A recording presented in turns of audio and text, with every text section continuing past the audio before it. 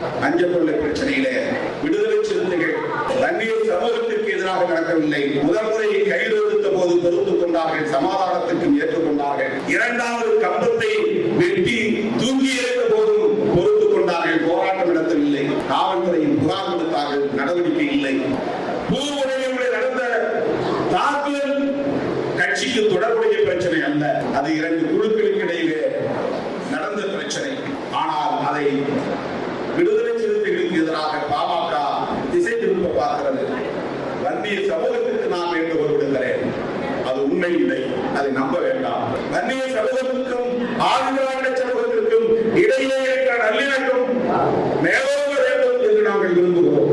வன்னிய சமூகத்தை சார்ந்தவர்களும் வாக்களித்துதான் இன்றைக்கு 4 சட்டமன்ற உறுப்பினர்கள், 2 நாடாளுமன்ற உறுப்பினர்கள் வெற்றி பெற்றிருக்கிறவர்களை நன்றி உணர்வோடு நான் இங்கே பதிவு செய்ய விரும்புகிறேன்.